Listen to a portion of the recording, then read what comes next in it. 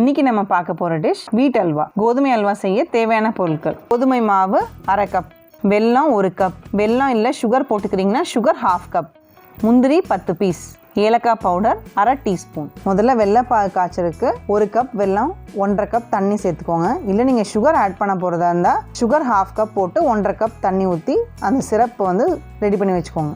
கம்பி பதெல்லாம் எதுவும் தேவையில்லை. வெல்லமோ சுகரோ வந்து தண்ணியில் வந்து கரைஞ்சால் போதும்.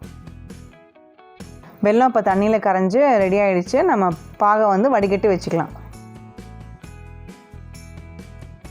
இப்போ அல்வா செய்கிறதுக்கு அடி கனமான பாத்திரம் அப்படின்னா நான்ஸ்டிக் பேன் எடுத்துக்கோங்க. 100 ml நெய்யை அந்த பேனில் ஆட் பண்ணிக்கோங்க. நெய் உருகினதுக்கப்புறம் முந்திரி பருப்பை நல்லா ஸ்லோ ஃப்ளேமில் வச்சு பொன்னிறமாக வறுத்து எடுத்து வச்சுக்கோங்க.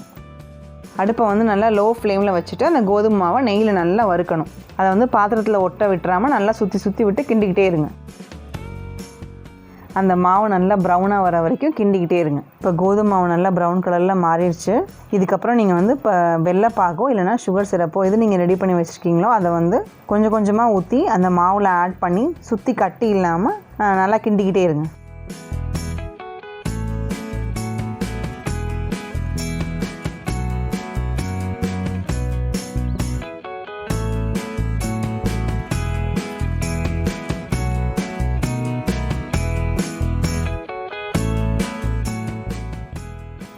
ஏலக்காய் பவுடர் போட்டதுக்கப்புறம் நல்லா வந்து அல்வாவை கிண்டிகிட்டே இருங்க. அல்வா வெந்துருச்சான்னு பார்க்குறதுக்கு ஒரு கரண்டியில் எடுத்து தொட்டு பார்த்தீங்கன்னா ஒட்டாது. அந்த பதம் வந்துருச்சுன்னா அல்வா வெந்துருச்சுன்னு அர்த்தம். நீங்கள் வறுத்து வச்சுருக்க முந்திரி பருப்பு அது மேலே போட்டு அடுப்பை வந்து ஆஃப் பண்ணிடுங்க.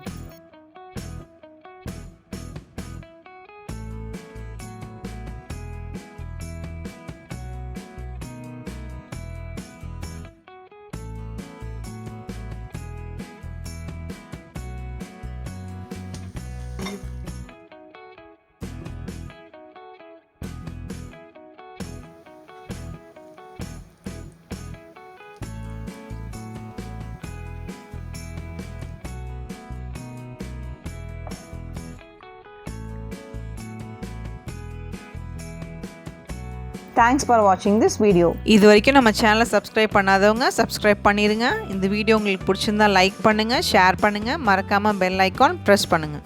தேங்க்யூ.